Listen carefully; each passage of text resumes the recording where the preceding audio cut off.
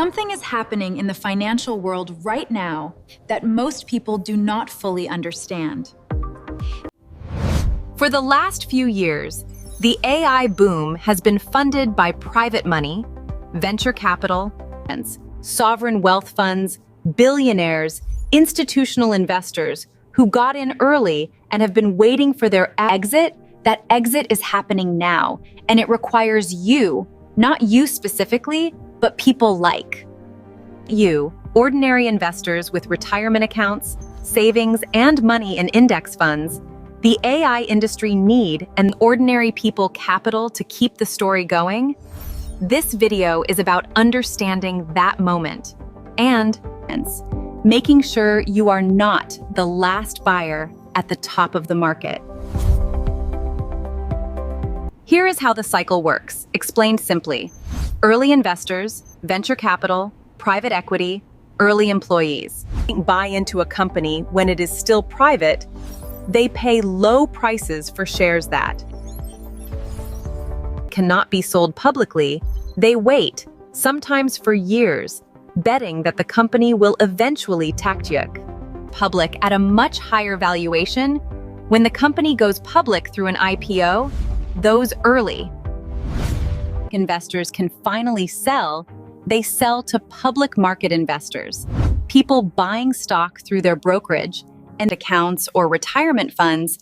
This is a normal, legitimate part of how capital markets work. Sometimes the public investors do very well. Amazon public investors did extraordinarily well. But here is the critical question. At what valuation is the handoff happening if early investors exit at a valuation that requires everything to go right, maximum growth, successful products, perfect execution? Then public investors are taking on enormous risk at the moment. Early investors are reducing theirs. Right now, the numbers are staggering. Google wants $85 billion, SpaceX wants $75 billion, Anthropic is expected to raise $10 billion. OpenAI is preparing its own IPO. Put it together and you are looking at somewhere between $300 and $400 billion of AI-related equity that needs to be sold to public investors in the next 12 to 24 months. To put that in context, the entire US IPO market in 2024 raised $44 billion, the biggest year ever. 2021 raised about $142 billion, and what is being attempted now is 2 to 3 times larger than any IPO cycle in history. Where does that money come from? Retirement accounts, pension funds, ordinary investors who see AI everywhere and do not want to miss the next big thing.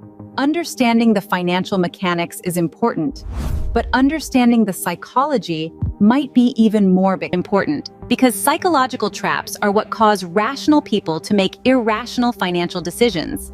Trap 1, a fear of missing out, when everyone around you is making money on AI stocks, not buying. Feels foolish. The social pressure to participate is enormous, and this is how bubbles sustain themselves. Trap 2, narrative over numbers. The story of AI transforming the world is genuinely compelling. It might even be true eventually, but a compelling story does not justify any price. In 1999, the internet story was true, the valuations were not. Trap 3, anchoring to peak prices. Once you have bought at a high price, you tend to wait for a recovery to that price. Rather than accepting the loss and moving on, this is how small losses become catastrophic ones. The antidote to all three traps is the same: a pre-decided framework, rules you set in advance, when you are thinking clearly, that you follow even when the emotional pressure to deviate is intense. History is clear about this.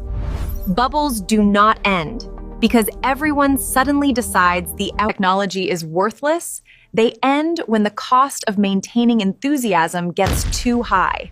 At some point, investors are asked to put up real money, not just trade existing shares back and forth. Fourth, when real money has to flow in at scale and the underlying businesses cannot justify the valuations, confidence starts to crack.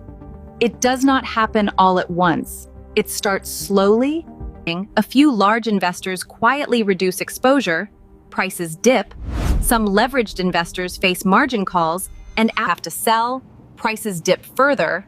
The narrative shifts from "this is the future" to "wait." And see, by the time most ordinary investors realize what is happening, the move has already been made. So what does a rational person do? First, separate the technology from the valuation. AI is real, AI will matter, but real technology and justified valuations are two different things. Second, know what you own. If you have index funds, look at what is inside them. Understand your exposure to AI stocks. Make sure it is a deliberate choice, not an accidental. Third, build your strategy before the pressure hits. Decide in advance what conditions would cause you to reduce exposure. Write it down, follow it, and fourth, make sure you have exposure to assets that do not depend on the AI story being perfect. This is the genuine case for thoughtful crypto allocation, not speculation, but a diversifier that operates on different dynamics.